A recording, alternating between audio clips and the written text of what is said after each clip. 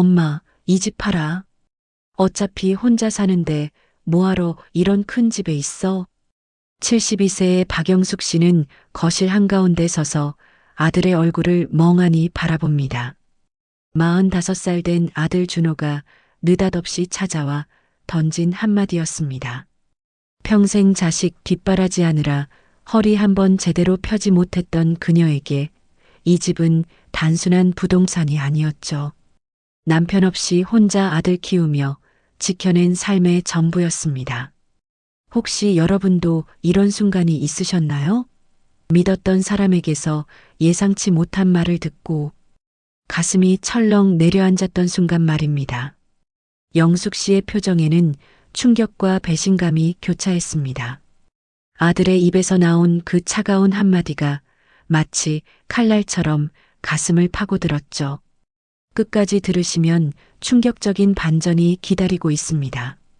구독으로 함께 해주세요. 자, 다시 이야기로 돌아가겠습니다. 뭐라고? 지금 무슨 소리 하는 거니? 영숙 씨의 떨리는 목소리가 거실에 울렸습니다. 준호는 소파에 털썩 주저앉으며 서류 뭉치를 테이블 위에 내려놓았습니다. 부동산 매매 관련 서류들이었죠. 아들이 이미 집값을 알아보고 왔다는 사실에 영숙 씨는 다리가 풀려 의자에 겨우 몸을 기댔습니다. 사업 자금이 필요해. 엄마도 알잖아. 요즘 경기가 얼마나 어려운지. 준호의 목소리에는 조급함이 묻어났습니다. 하지만 그 조급함 속에 어머니를 향한 배려나 미안함은 찾아볼 수 없었죠. 오히려 당연하다는 듯한 태도였습니다. 마치 이 집이 원래부터 자기 것이었다는 듯이 말입니다. 영숙 씨는 창밖을 바라봤습니다. 작은 마당에는 남편과 함께 심었던 감나무가 있었고 담장 너머로는 오래된 골목길이 보였죠. 이 집 구석구석에는 50년 세월이 켜켜이 쌓여 있었습니다.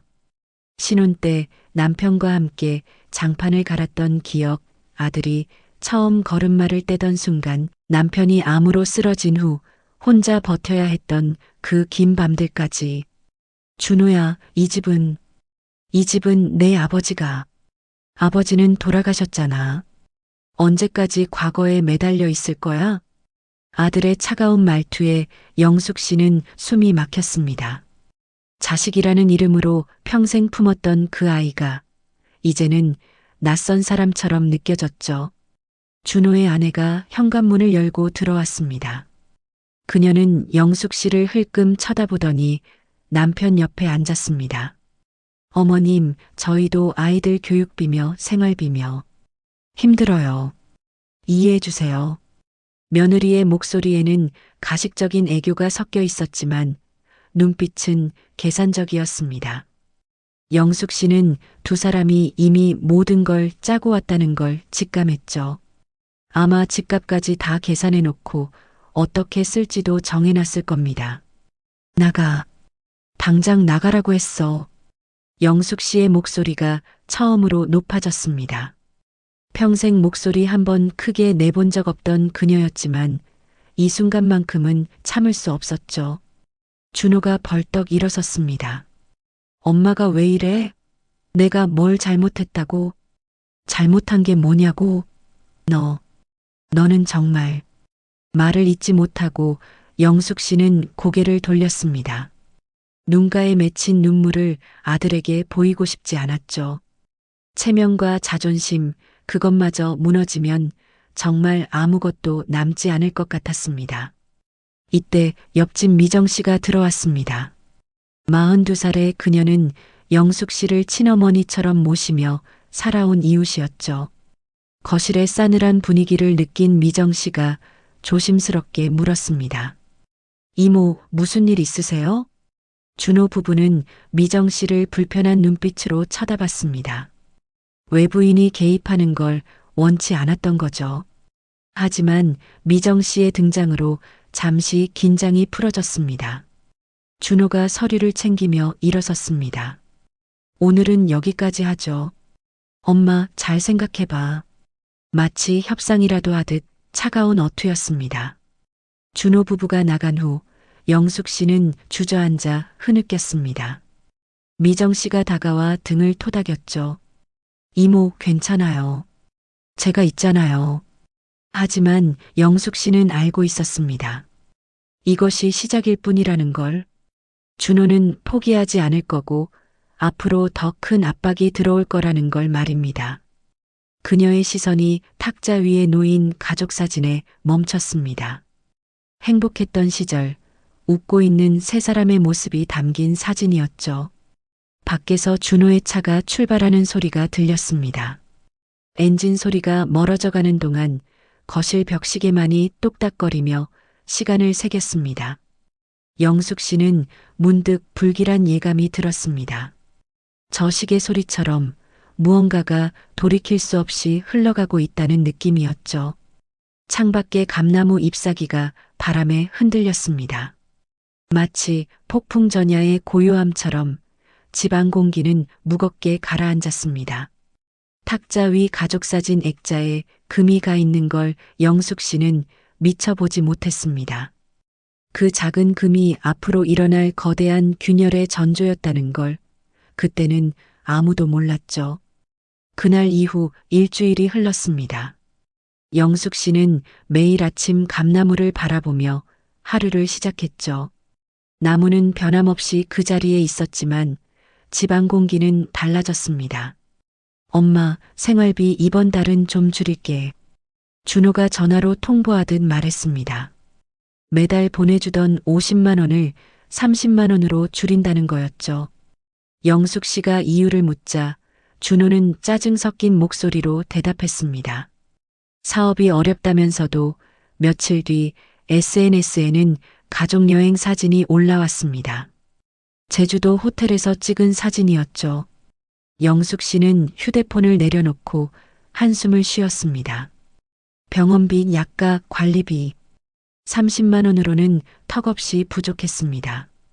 하지만 아들에게 더 달라고 할 수 없었죠. 체면이 있었고 무엇보다 구걸하는 것 같은 기분이 들었습니다. 평생 아들을 위해 살았는데 이제 와서 손 벌리는 신세가 된 게 서러웠습니다. 이모, 요즘 준호 씨가 너무하네요. 미정 씨가 걱정스러운 얼굴로 말했습니다. 동네 사람들 사이에서도 소문이 돌기 시작했죠. 준호가 어머니 집을 노린다는 이야기였습니다. 영숙 씨는 애써 웃으며 괜찮다고 했지만 가슴 한편이 무너져 내렸습니다. 며칠 뒤 준호의 아내가 불쑥 찾아왔습니다. 어머님, 집이 너무 크지 않아요? 관리하기도 힘드실 텐데. 겉으로는 걱정하는 척했지만 눈빛은 집을 훑고 있었죠. 거실, 방, 마당까지 값을 매기는 듯한 시선이었습니다. 영숙 씨는 차를 내오며 속으로 사겼습니다. 며느리가 떠난 뒤 영숙 씨는 현관문을 잠갔습니다. 처음으로 집안에서도 불안을 느낀 거였죠. 우리 엄마 집 팔면 얼마나 나온대? 어느 날 저녁 준호가 아내와 통화하는 소리가 우연히 들렸습니다. 영숙 씨가 병원 진료를 마치고 돌아오는 길에 카페에서 들은 거였죠. 아들은 이미 부동산의 집값을 문의했고 매매 시기까지 계산하고 있었습니다. 영숙 씨는 발걸음을 돌렸습니다. 차마 그 대화를 끝까지 들을 용기가 없었죠. 집에 돌아온 영숙 씨는 앨범을 꺼냈습니다. 준호가 어렸을 때 사진들이었죠. 초등학교 입학식, 중학교 졸업식, 대학 합격 발표, 모든 순간을 함께했던 기억들이었습니다. 그때는 아들이 전부였습니다. 남편이 떠난 뒤에도 아들 하나만 바라보고 살았죠. 새벽 시장에서 장사하며 번 돈으로 학원비를 댔고 아플 때도 참으며 일했습니다. 그런데 지금은 엄마 혼자 사는데 방이 3개나 필요해? 준호가 또 찾아와서 던진 말이었습니다. 이번엔 더 노골적이었죠. 집 구조를 바꾸면 시세가 오른다며 리모델링 이야기까지 꺼냈습니다. 영숙 씨가 필요 없다고 하자 준호는 고집 부린다며 목소리를 높였습니다. 내가 누구 때문에 이러는 줄 알아? 아들의 그 말에 영숙 씨는 입을 다물었습니다. 누구 때문이라는 건지 정말 자신을 위한 건지 알 수 없었죠. 준호가 나간 뒤 영숙 씨는 방문을 잠그고 울었습니다. 소리내어 울 수도 없었습니다. 옆집에 들릴까봐, 아들이 알까봐 이불을 뒤집어 쓰고 흐느꼈죠. 준호의 방문이 잦아질수록 영숙 씨의 잠은 줄어들었습니다. 밤마다 천장을 보며 생각했죠. 이 집을 지킬 수 있을까? 아들과의 관계는 회복될 수 있을까? 답은 없었습니다. 그저 시간만 흘러갔죠. 어느 날 친척들이 모인 자리에서 준호가 말했습니다. 우리 엄마도 이제 나이가 있으니까 작은 집으로 옮기는 게 좋을 것 같아요. 친척들은 고개를 끄덕였습니다. 영숙 씨가 그 자리에 있는데도 마치 없는 사람 취급을 했죠. 영숙 씨가 반대 의견을 내려하자 준호의 아내가 끼어들었습니다. 어머님도 현실적으로 생각하셔야죠. 현실적이라는 말이 비수처럼 박혔습니다. 평생 현실과 싸우며 살아온 사람에게 이제 와서 현실을 모른다고 하는 거였죠.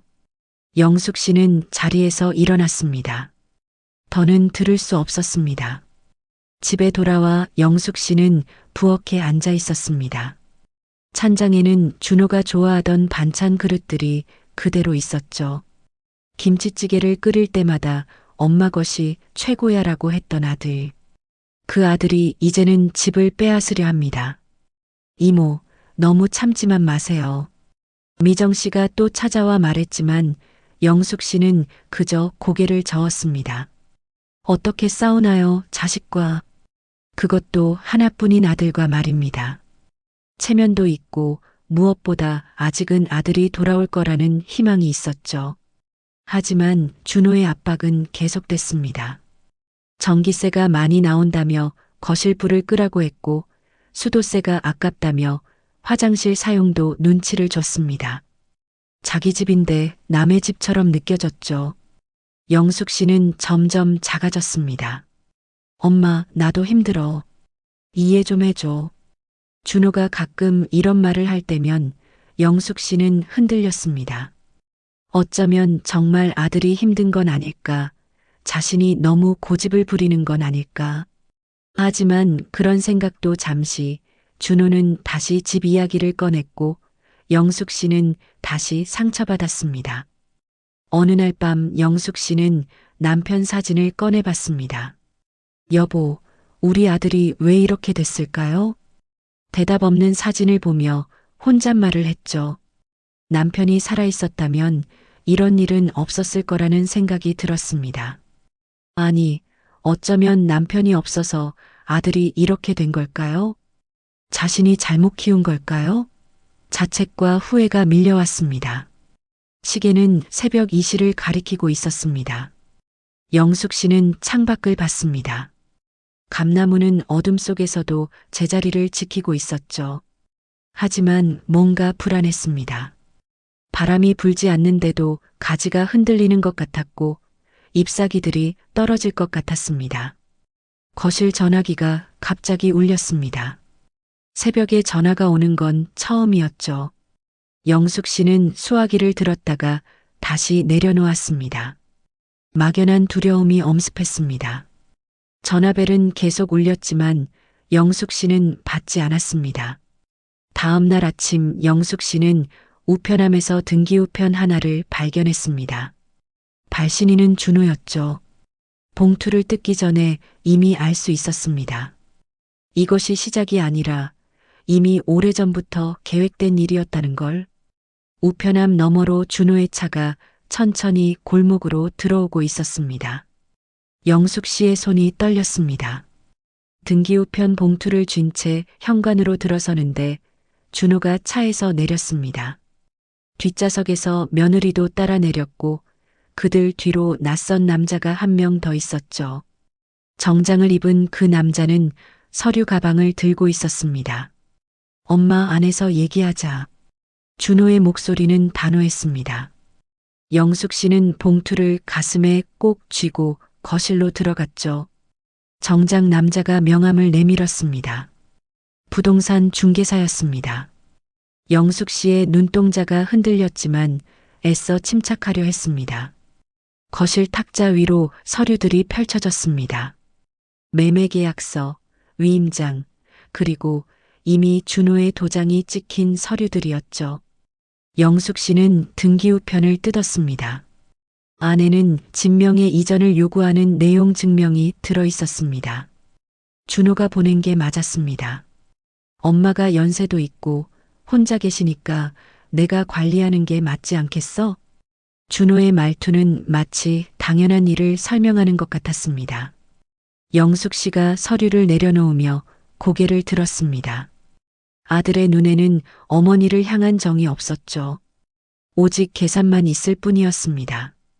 이게 뭐 하는 짓이니? 영숙 씨의 목소리가 떨렸지만 준호는 눈 하나 깜빡하지 않았습니다. 오히려 며느리가 끼어들었죠. 어머니, 저희도 애들 교육비에 대출금에 정말 급해요. 그때 영숙 씨는 며느리의 손목에서 새 시계를 봤습니다. 명품 브랜드였죠. 지난주 SNS에 자랑했던 바로 그 시계였습니다. 영숙 씨는 숨이 막혔습니다. 급하다면서 명품을 사는 그들이 어머니의 집은 당연히 가져가야 한다고 생각하는 거였죠. 부동산 중개사가 조심스럽게 말했습니다. 어머님, 요즘 시세가 많이 올랐습니다. 지금 파시면 나가요. 영숙 씨가 낮게 말했습니다. 중개사는 당황한 표정으로 준호를 봤고 준호가 고개를 끄덕이자 자리에서 일어났죠. 하지만 서류는 그대로 두고 갔습니다. 거실에는 세 사람만 남았습니다. 무거운 침묵이 흘렀죠. 준호가 먼저 입을 열었습니다. 엄마, 아버지 돌아가신 후에 내가 얼마나 힘들었는지 알아? 갑작스러운 감정 호소였습니다. 하지만 영숙 씨는 알고 있었죠. 이것도 계산된 연기라는 걸. 준호는 계속 말했습니다. 어머니가 자신만 바라보고 살아서 부담스러웠다고, 이제는 각자 삶을 살아야 한다고. 그래서 내 집을 뺏는 게 내 삶이니? 영숙 씨의 목소리가 날카로워졌습니다. 준호의 표정이 굳어졌죠. 그는 주머니에서 또 다른 서류를 꺼냈습니다. 영숙 씨가 숨을 멈췄습니다. 그것은 10년 전 남편이 암 투병할 때 준호가 병원비를 댔다는 차용증이었습니다. 이거 기억하시죠? 그때 제가 낸 돈이에요. 믿을 수 없었습니다. 아버지 병원비를 빌려준 돈이라고 주장하는 아들. 영숙 씨는 종이를 들여다봤습니다. 분명 자신의 서명이 있었지만 이건 당시 급하게 서명했던 병원 서류였죠. 그런데 어떻게 차용증이 된 건지. 준호야, 이건 법적으로 유효한 서류예요. 변호사한테 확인받았어요. 준호의 말에 영숙 씨는 다리에 힘이 풀렸습니다. 아들이 변호사까지 만났다는 건 이미 오래전부터 준비했다는 뜻이었죠. 며느리가 옆에서 거들었습니다. 어머니, 저희가 그동안 들인 생활비도 다 계산하면. 영숙 씨는 믿을 수 없다는 표정으로 두 사람을 번갈아 봤습니다. 생활비까지 빚으로 만들 생각인가요? 평생 아들을 위해 살았는데 이제 와서 모든 게 거래였다는 건가요? 그때 준호의 휴대폰이 울렸습니다. 그는 전화를 받으며 밖으로 나갔죠. 며느리와 영숙 씨만 남았습니다. 며느리가 갑자기 목소리를 낮췄습니다. 어머니, 사실 준호 씨가 요즘 투자 실패로 빚이 많아요. 영숙 씨가 놀란 눈으로 며느리를 봤습니다. 며느리는 계속 말했죠. 이 집 안 팔면 우리 가족이 망해요. 어머니도 손주들 생각하셔야죠. 손주들을 팔아 협박하는 며느리의 모습에 영숙 씨는 경악했습니다. 하지만 며느리의 표정은 진지했죠. 이것이 연기인지 진실인지 알 수 없었습니다. 준호가 다시 들어왔습니다. 그의 표정이 더 험악해져 있었죠. 엄마, 다음 주까지만 기다릴게. 그때까지 결정 안 하면. 말끝을 흐렸지만 위협의 의미는 분명했습니다. 영숙 씨가 물었습니다. 그럼 뭐, 나를 법원에 세울 거니? 엄마를? 준호는 대답 대신 서류를 다시 가방에 넣었습니다. 그리고 아내와 함께 현관으로 향했죠. 문을 나서기 직전 준호가 돌아봤습니다. 엄마가 먼저 시작한 거야. 날 버리고 혼자 살겠다고 한 게 무슨 말인지 영숙 씨는 이해할 수 없었습니다.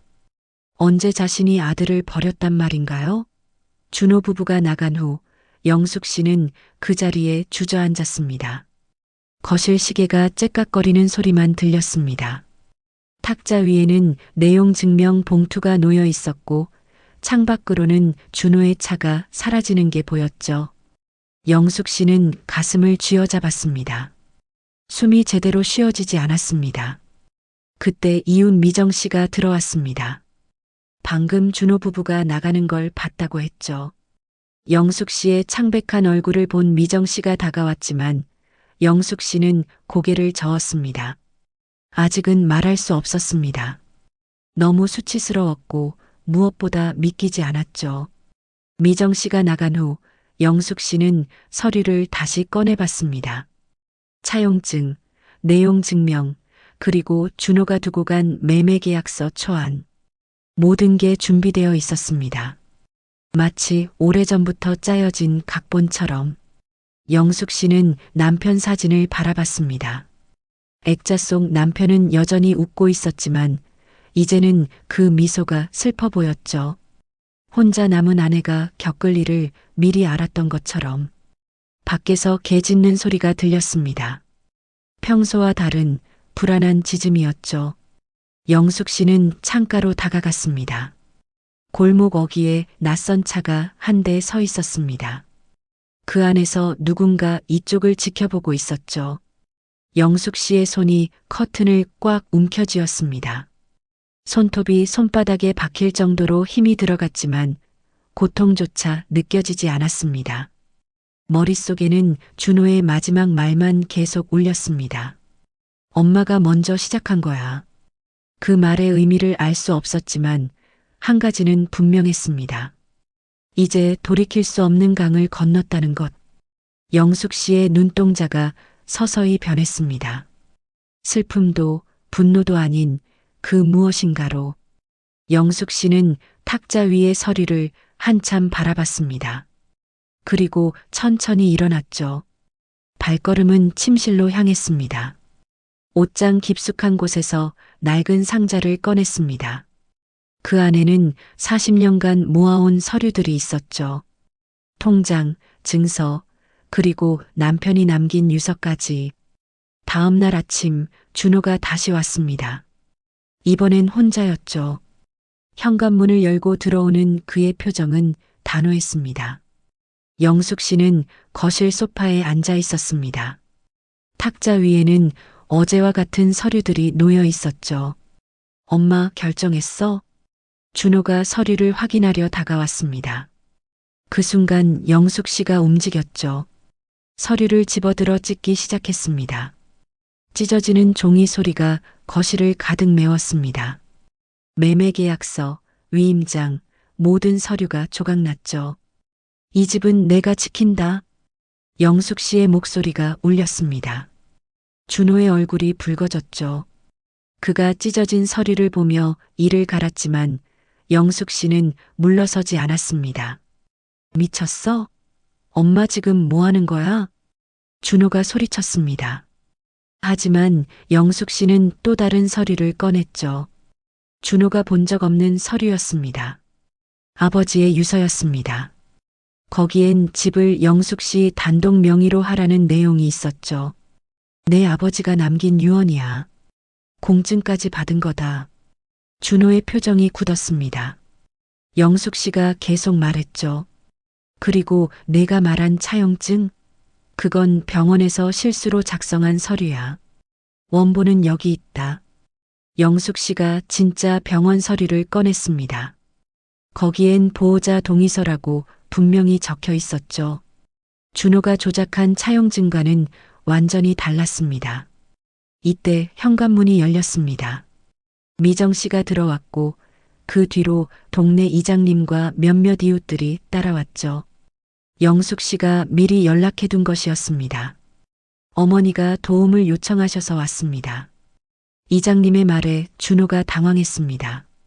체면을 중시하는 그에게 동네 어른들 앞에서 망신당하는 건 최악이었죠. 영숙 씨가 입을 열었습니다. 이분들께 다 말씀드렸어요. 아들이 어떻게 하는지. 준호의 얼굴이 창백해졌습니다. 동네에 소문이 퍼진다는 건 그의 사회생활에도 타격이었죠. 이웃들의 시선이 따가웠습니다. 한 아주머니가 혀를 찼습니다. 준호야, 내가 어떻게 이럴 수 있니? 준호가 뒷걸음질 쳤습니다. 하지만 영숙 씨는 끝이 아니었죠.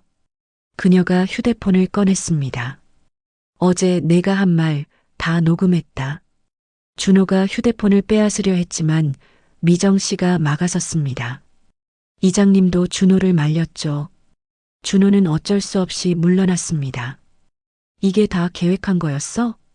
준호가 어머니를 노려봤습니다. 영숙 씨는 담담히 답했죠. 너야말로 언제부터 계획한 거니? 아버지 돌아가시자마자? 그 말에 준호가 움찔했습니다. 무언가 찔리는 게 있었던 거죠. 이때 준호의 휴대폰이 울렸습니다.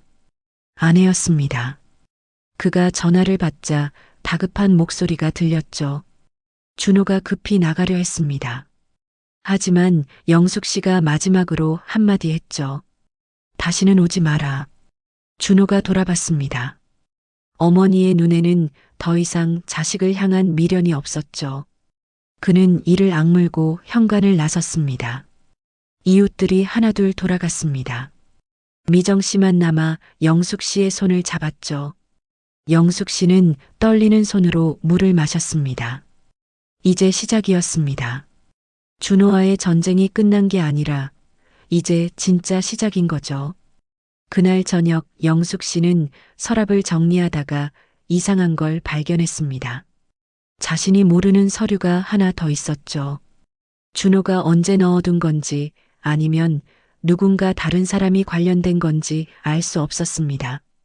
서류를 자세히 보니 영숙 씨 명의로 된 대출 서류였습니다.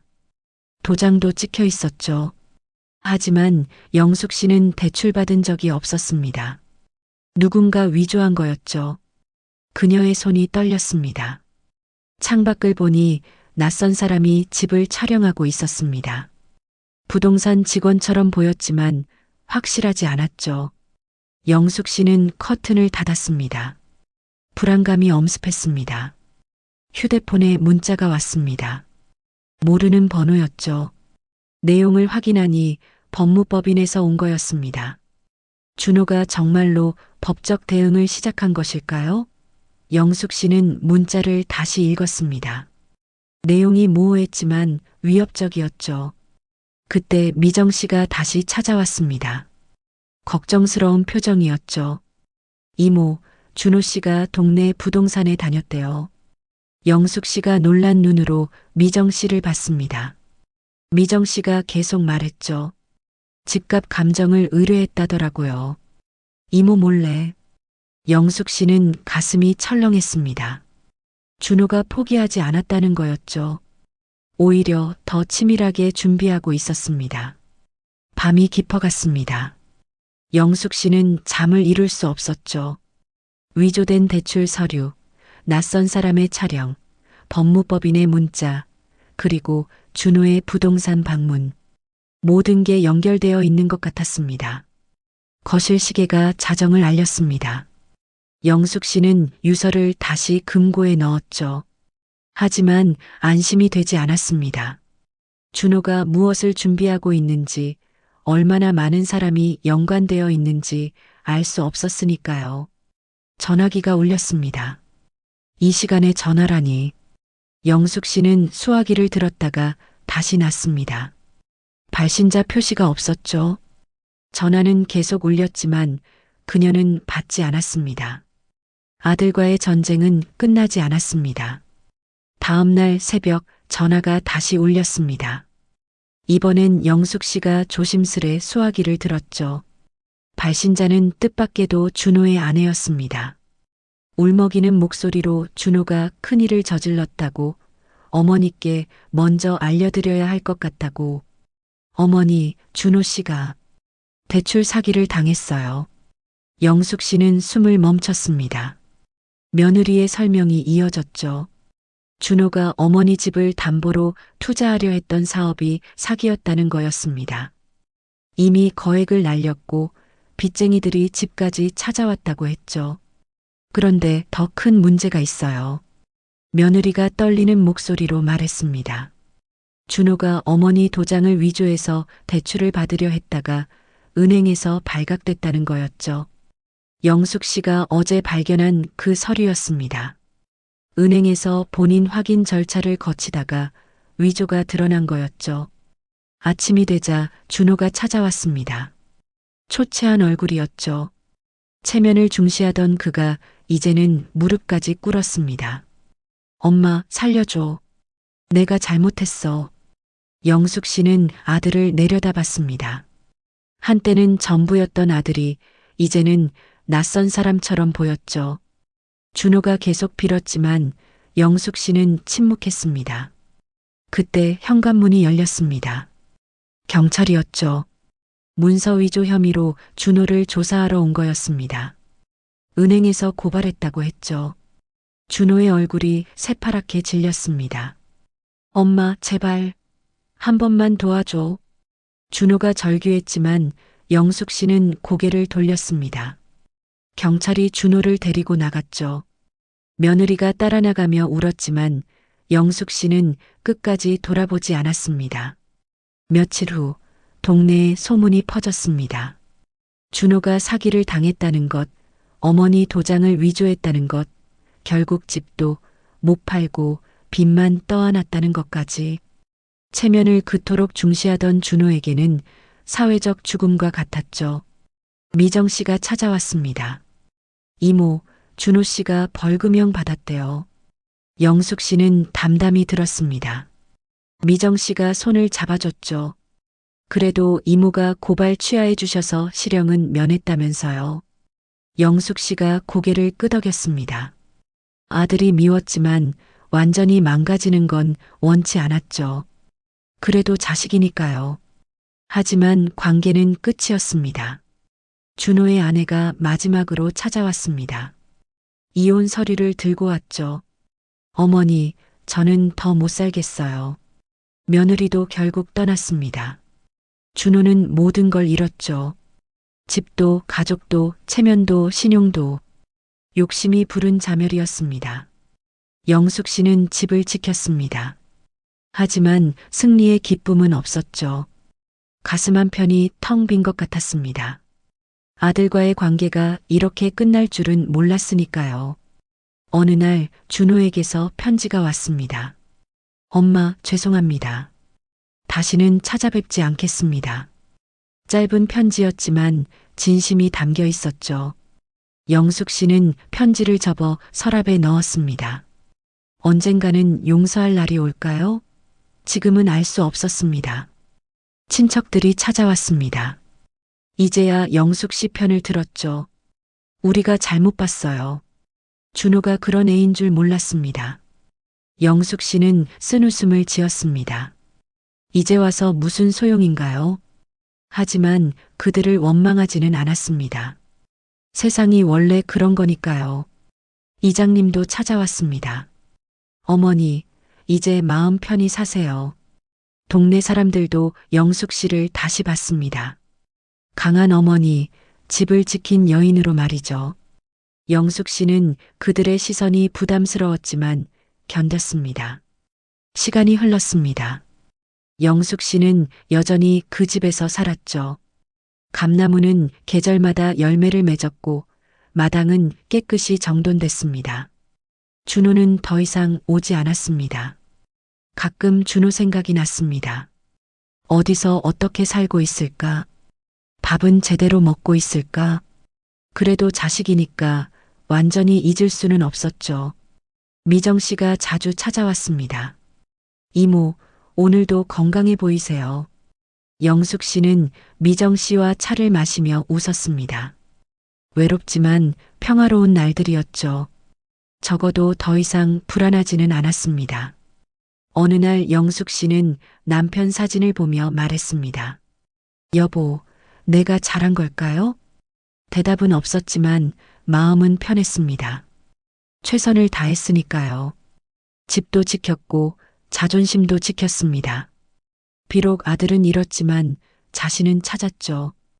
영숙 씨는 창밖을 봤습니다. 감나무가 바람에 흔들렸지만 뿌리는 단단했죠. 그녀도 그랬습니다. 흔들려도 쓰러지지 않았습니다. 준호가 보낸 마지막 문자를 다시 읽었습니다. 엄마, 이제야 알겠어요. 집이 엄마의 전부였다는 걸. 늦은 깨달음이었지만 그나마 다행이었죠. 영숙 씨는 휴대폰을 내려놓았습니다. 답장은 하지 않았습니다. 아직은 때가 아니었으니까요. 해가 지고 있었습니다. 영숙 씨는 마당으로 나갔죠. 감나무 아래 앉아 석양을 바라봤습니다. 혼자였지만 외롭지 않았습니다. 자신의 삶을 지켰으니까요. 내 집이니까. 영숙 씨가 혼잣말처럼 중얼거렸습니다. 그 말에는 자부심이 담겨 있었죠. 평생 일궈온 것을 지켜낸 자부심이었습니다. 이웃들이 지나가며 인사했습니다. 영숙 씨도 손을 들어 답했죠. 이제는 당당했습니다. 더 이상 숨을 필요도 부끄러워할 필요도 없었으니까요. 마지막으로 영숙 씨는 생각했습니다. 자식과 집 중에 하나를 선택해야 했던 그 순간을. 쉽지 않은 선택이었지만 후회는 없었죠. 여러분이 영숙 씨의 상황이었다면 어떻게 하셨을까요? 같은 선택을 했을까요? 여러분의 생각을 댓글로 전해주세요.